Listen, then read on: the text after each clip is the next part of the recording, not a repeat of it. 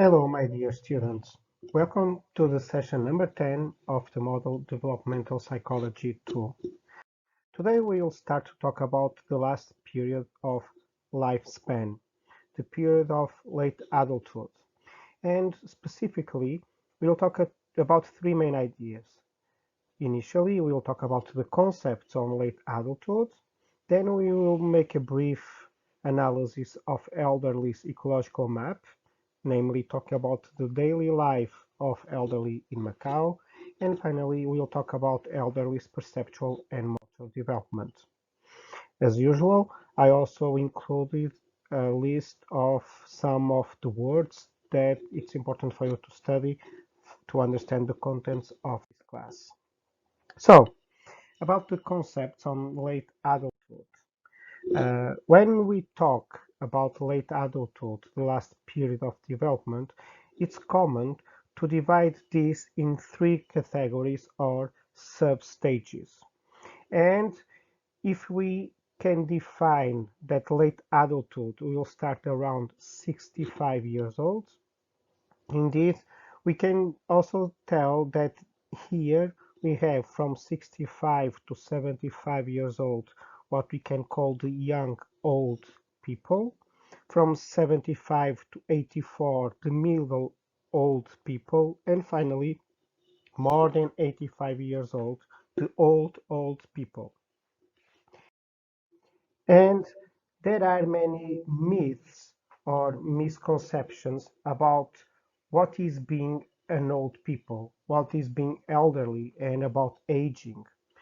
That's why I will ask you to fill this questionnaire. This is a questionnaire from the book of Feldman with some different ideas about what is to be an elderly person. You just have to say if these sentences are true or false. So before continuing, I will ask you to stop, to look at this and just do this. This is true or this is false. And after that, I will ask you to count how many true and how many false do you have, because here I have the correct answers for you. Indeed, the idea is that when we reach elderly age, we feel and we experience what was to be elderly. But many people are afraid and have this idea that to be in late adulthood is a very problematic and complicated thing. But as you can see in the answers that you have, most of these ideas are just myths, and to be elderly continues to be a very valuable moment in life. And let's talk a little bit about ecological map. It's important to think about this because indeed elderly population is increasing around the world. Indeed, uh, the United Nations defines that when we have more than 70% of people with more than 65 years old, we can consider that an aging population or an aging society. And indeed, when we look to the Macau statistics in 2016, we can see that that percentage is already 9.1%. And things continue like this. By 2036, this percentage of elderly people in Macau will be 23.7%. So just in more 15 years, we will have an increase, a huge increase of the percentage of elderly population. And this is a really concern, but it's not just in Macau. If we look around the world, you can see, for instance, that in in Japan in 2000 they were already 23.2%, and in 2025, just in 4 years, they are expecting to have 35.1%. If this is good, because this means that people are living longer and and the medicine and the quality of life is increasing for people to live longer, this also brings lots of demands to the society and the community for these people to have a good quality of life and also to restore the generations. Uh, that's why if you will want to be a counselor or a psychologist in the future, I don't have any doubt that to have a specialization in counseling for late adulthood people, to give support to the mental health and quality of life and well-being of people in late adulthood, that would be a good idea, because the demand from the society to give proper service to this increasing number of population is coming bigger and bigger. The only task that I asked you to do for this class is to write a small essay about what is to be in late adulthood in Macau. What do you know about the experiences and about the life of elderly people in Macau? What they used to do? I put here one picture of one uh, elderly center where some of elderly people used to spend their time. In Portugal, for instance, it's very common for elderly men, mostly elderly men, to join and to gather together in the parks, usually to play cards. And what I would like you to do is to think about that, about your experience when you look around and you see elderly people. What do you think that they do? With whom they live? What are the settings? Do you remember when we talk about microsystem, we are talking about settings? What are the settings, the places in which, the scenarios in which they participate? So try to make an exercise, and if possible, it will be good for you to organize that exercise according to this ecological map of Yuri Bronfenbrenner. In Macau, we have different places and spaces to take care of elderly. Of course that many of these people, they live at home with the family. Well, we also have people, elderly people living alone. Some of them, they have the support of some helpers. But Macau also have some adult daycare facilities. They have places where they receive care and support during the day, but at night and at weekends they stay in their own homes. But there are also many nursing homes. There are places who providing full temporary medical care and support for elderly. The specific number of these kind of places that we have in Macau are like this: 9 elderly dormitories, 9 elderly homes, 1 care center, and 7 home help centers. This data was retrieved from the website of the Social Welfare Bureau. Indeed, one very interesting aspect of these different services for elderly is that most of these places don't have counselors or psychologists working there. They might have nurses, they might have social workers, but most of them they don't have psychologists. And indeed, this is an area in which we have lots of space for improvement of services in Macau. However, one of the most important risks of living in this kind of nursing homes or dormitories for elderly is what is a phenomenon that is called institutionalism. This is a very, very, very dangerous phenomenon that might appear, that is related to a psychological state in which people are just there waiting for their death. Most of these people living in these elderly centers or places, they can get really depressed and helplessness. And most of them, they might feel abandoned by their families. And when they found themselves in these kind of places, it's common for them to feel apathy, to lack of interest about themselves, about performing activities, and they stay just like this, waiting for time to go and to death to come. And this is one of the reasons why counseling might be really important in this kind of elderly centers, because this is a really important danger that happens. And indeed, living in a nursing home in one of these elderly centers is a huge challenge. And there are studies showing that different things might be done in order to prevent this institutionalism in elderly centers.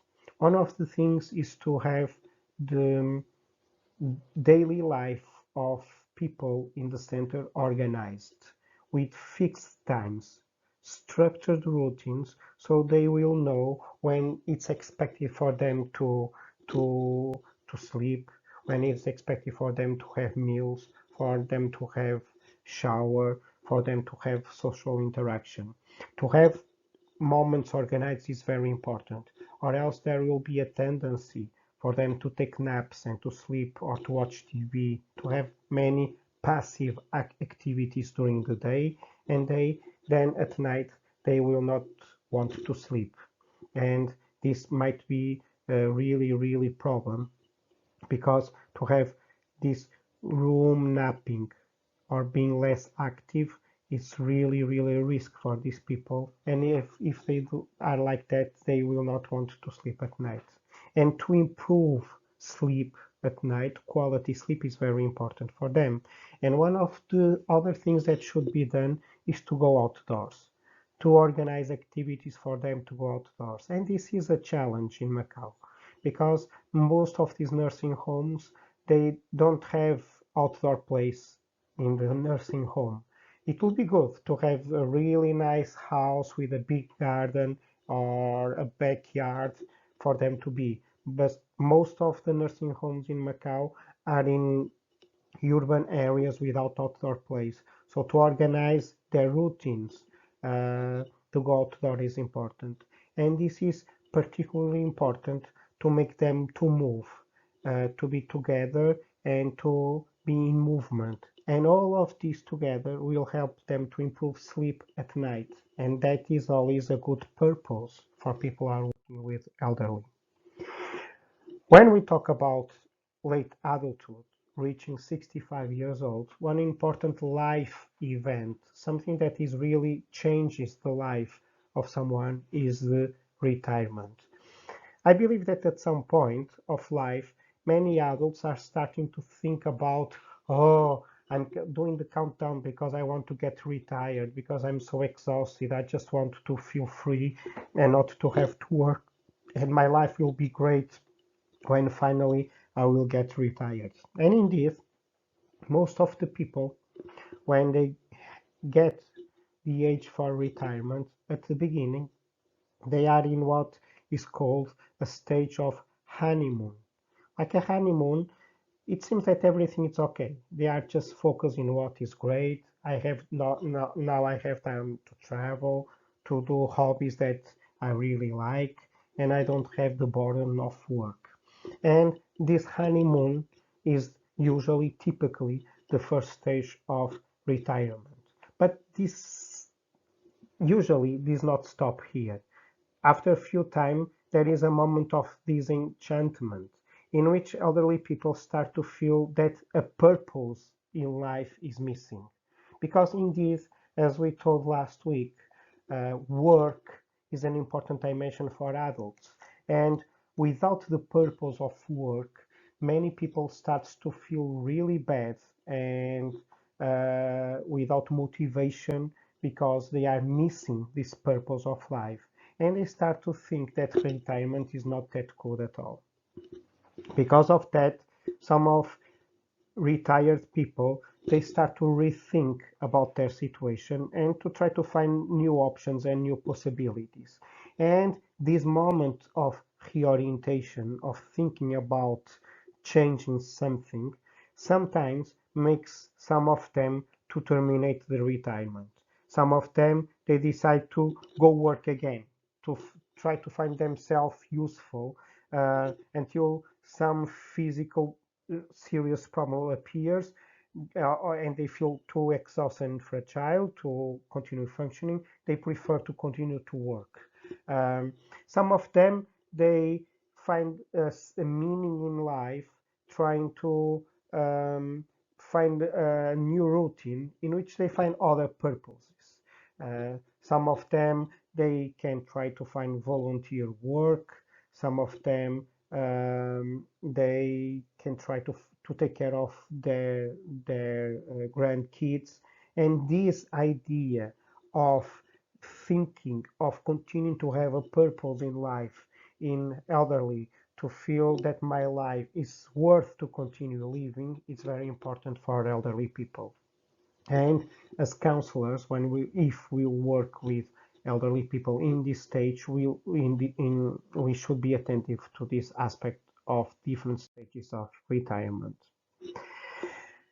About elderly's perceptual and motor development, again, we need to think about this concept of aging.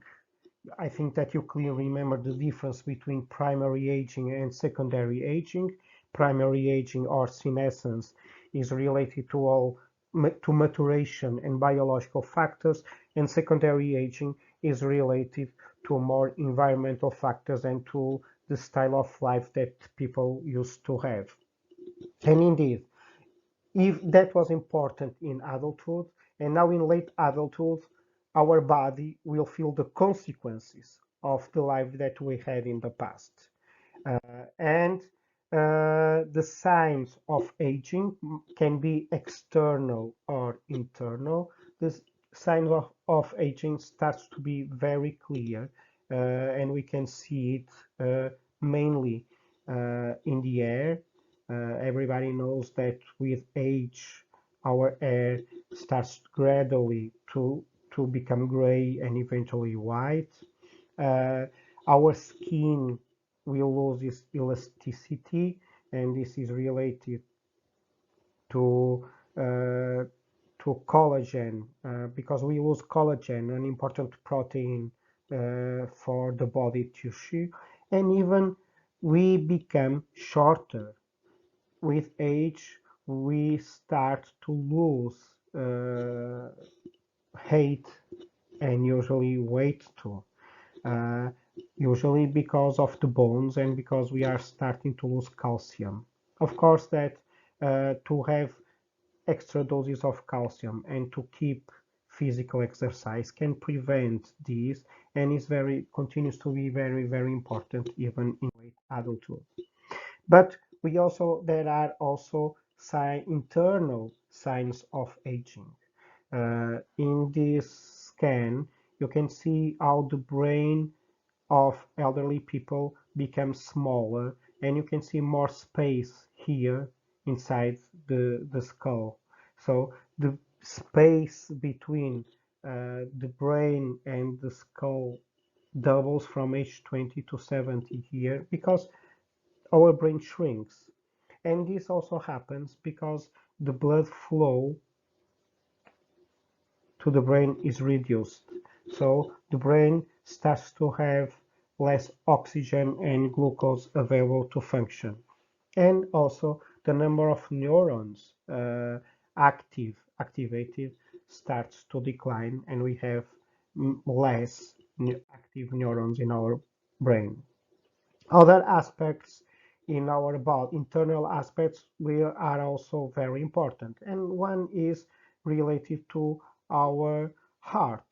Our heart loses capacity to pump the blood, so it's not that strong to pump the blood, and at the same time, our blood vessels shrink, and this is a very important aspect, because with a heart not that strong and the blood vessels shrinking, it's harder for the blood to circulate in our body.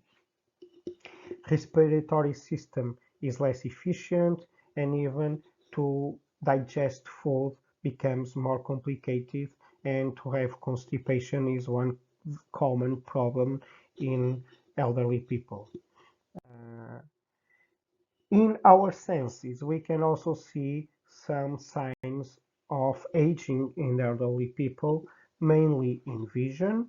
Elderly starts to have a significantly decrease in visual abilities. I'm already in this stage that we can see here, that I'm using eyeglasses, but when I want to see, now at some point when I want to see things, I need that are close to me, I need to take out the eyeglasses.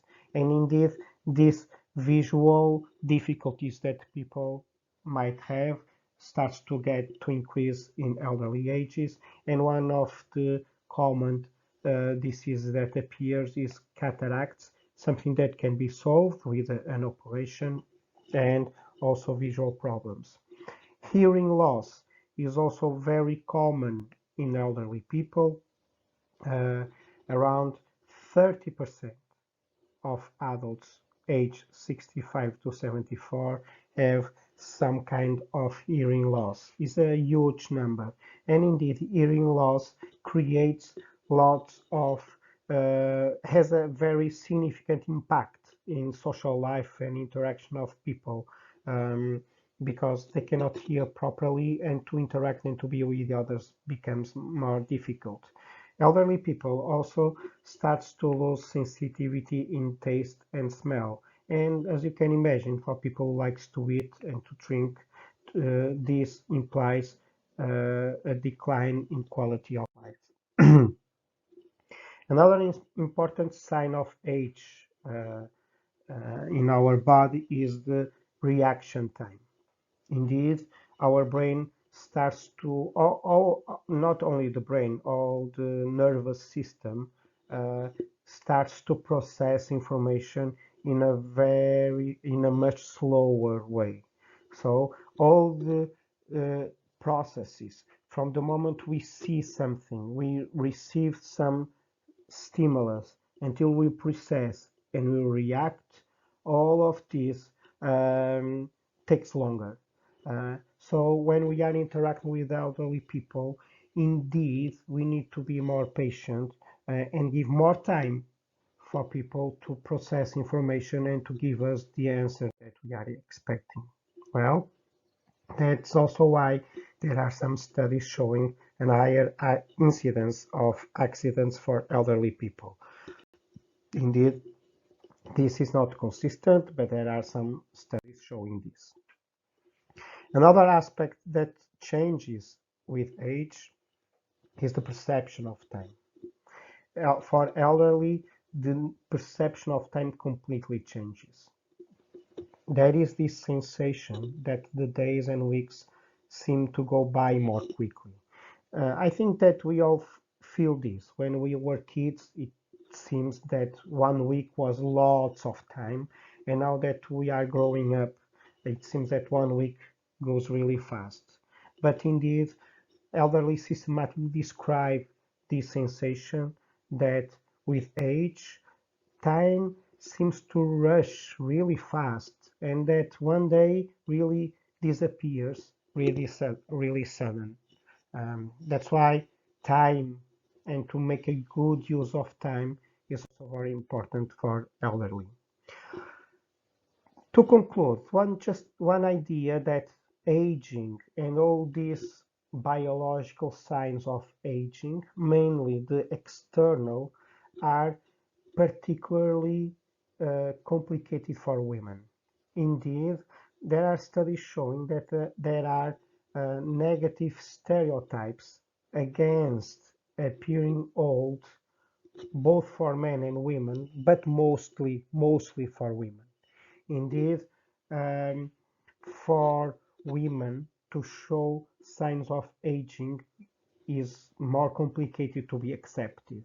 I put these pictures of two uh, men, Sean Connery and this other gentleman that I just don't remember the name. I put these two pictures of these two men and these two women, and indeed what happens is that uh, there is this tendency for society, for people to look at a man in elderly ages and to not value that much the external signs of aging.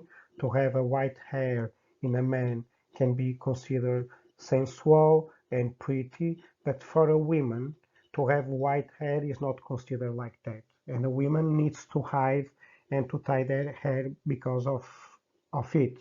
On the other hand, to have lines on the face on a man is normal and it's appropriate, but also for a woman, they feel the pressure to hide the lines and to have masks, not to show this external sign of aging. And indeed, this is something that we should be attentive. Because of this, many women, they suffer more and they have more problems in accepting aging and the signs of aging. Also because the pressure from outside is bigger to women. So my dear students, today this is a shorter class in which I just want you to have these main ideas about what is to be an elderly person, what are the three substages, the main aspects of ecological map, and some ideas about these signs of aging and what changes in the body of the elderly externally and internally, and how this process of aging might be more complicated for women. These are the main ideas for today's class. Thank you for your attention and see you on Monday.